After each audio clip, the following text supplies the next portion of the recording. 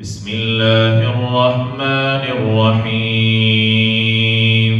عم يتساءلون عن النبأ العظيم الذي هم فيه مختلفون كلا سيعلمون ثم كلا سيعلمون ألم نجعل الأرض مهادا والجبال أوتادا وخلقناكم أزواجا وجعلنا نومكم سباتا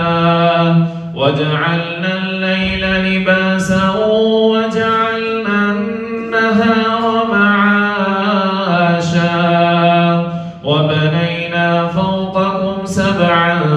شدادا وجعلنا سراجا وهاجا وأنزلنا من المعصرات ماء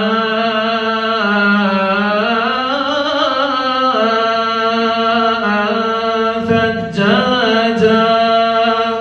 لنخرج به حبا ونباتا وجنات ألفافا إن يوم الفصل كان ميقاتا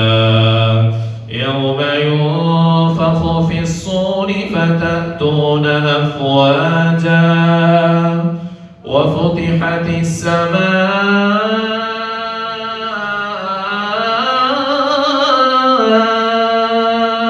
فكانت أبوابا وسيرت الجبال فكانت سرابا إن جهنم كانت مرصادا إن جهنم كانت مرصادا للطاغين مآبا لابثين فيها أحقابا لا يذوقون فيها بردا ولا شرابا إلا حميما وغساقا جزاء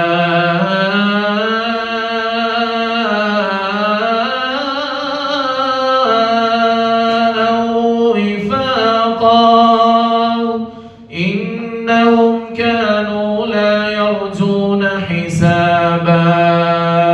وكذبوا بآياتنا كذابا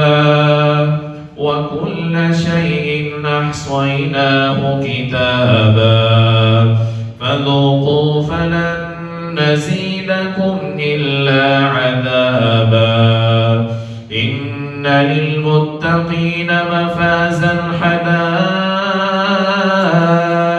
وأعنابا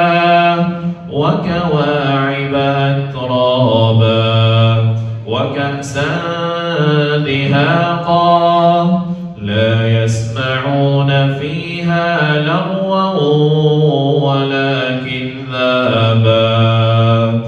جزاء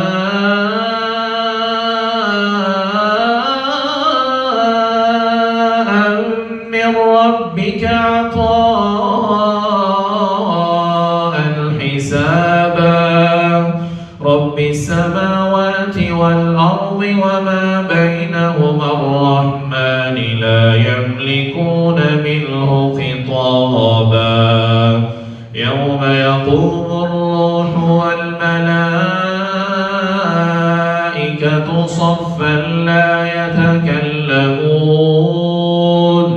صفا لا يتكلمون إلا من أذن له الرحمن وقال صوابا ذلك اليوم الحق فمن شاء اتخذ إلى ربه مآبا فمن شاء